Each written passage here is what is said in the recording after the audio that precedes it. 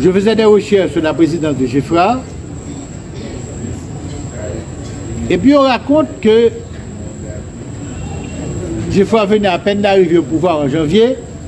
En septembre, sa fille de 23 ans, Cora, sa fille chérie, adorée, qui venait de se marier, qui était enceinte, est assassinée. Quelle est la cause officielle?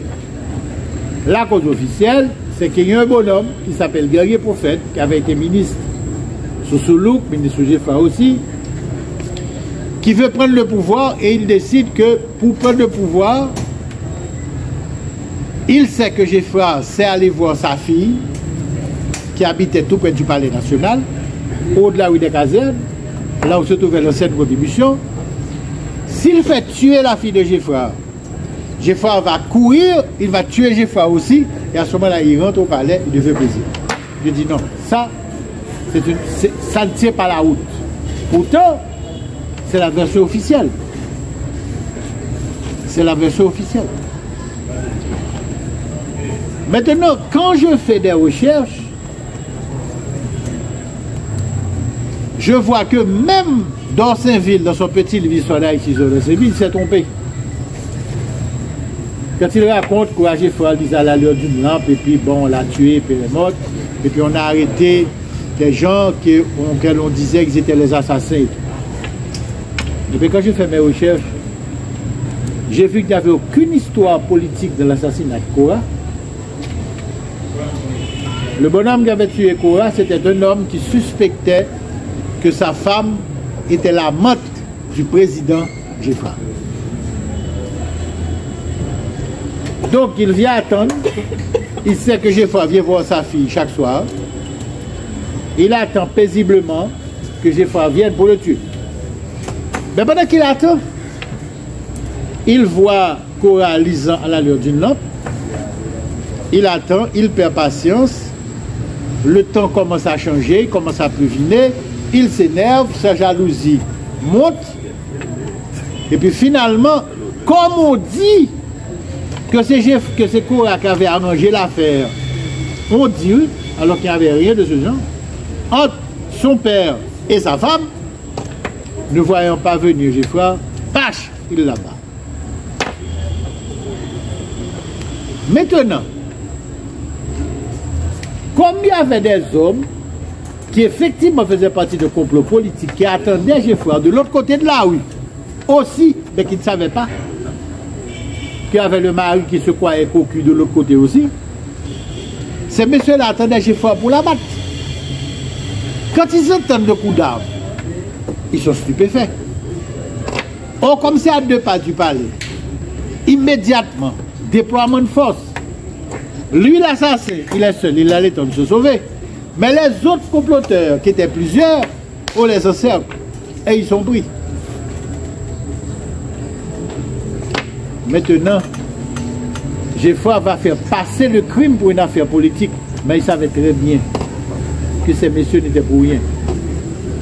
Alors quand j'ai écrit ce roman, que j'ai raconté l'histoire à demi, à la radio, lors de la votre signature la première fois en 2009, décembre 2009, c'est un livre qui a connu plusieurs publications, il y a une vieille dame, grand monde qui est venue et qui m'a dit, ce que vous dites est tellement vrai que quand j'étais toute petite, cette dame-là qui me parle avait peut-être 90 ans, ma grand-mère, quand on dit ma grand-mère, ça veut dire, à l'époque, 2009, moins 90, vous vous rendez compte, vous êtes presque au début du XXe siècle. Ma grand-mère, donc ça veut dire sa grand-mère, c'est une personne qui a vécu dans les années 1840, 1850, sous Giffard. À chaque fois que je fais des autres dans ce là, elle me disait toujours, quand tes frères font du désordre, va loin, pour ne pas passer même avec les 7 sous Giffard. Ça veut dire ne pas se retrouver au mauvais moment, au mauvais endroit. Parce que si tes frères font du désordre, tes parents arrivent, tu étais tout près, tu vas être victime aussi. Et quand elle a demandé à sa grand-mère pourquoi elle disait toujours ça, la grand-mère lui a expliqué l'histoire telle que je vous l'explique. Ces messieurs n'avaient rien à voir avec l'assassinat de Cora. Mais comme ils étaient là, et comme ils conspiraient vraiment contre le gouvernement, ils ont tout pris. Et puis ils ont coiffé avec crime. Donc quand j'ai su ça, quand j'ai lu ça, je me suis dit, ah bon, ça ferait un excellent roman. Mais quand j'ai su ça, j'étais dans ma vingtaine. Quand je dis dans ma vingtaine, ça veut dire les années 70 jusqu'à 80. Mais j'ai écrit le roman en 2006. Donc ça veut dire, ouais, tout le temps que ça a pris pour que ça puisse, parce que pendant ce temps, il faut s'enrichir. Parce que je dis toujours à un jeune ou à une jeune qui veut devenir poète, romancier, homme de théâtre, il faut vous mettre à l'école des grands maîtres. Vous voulez être un poète?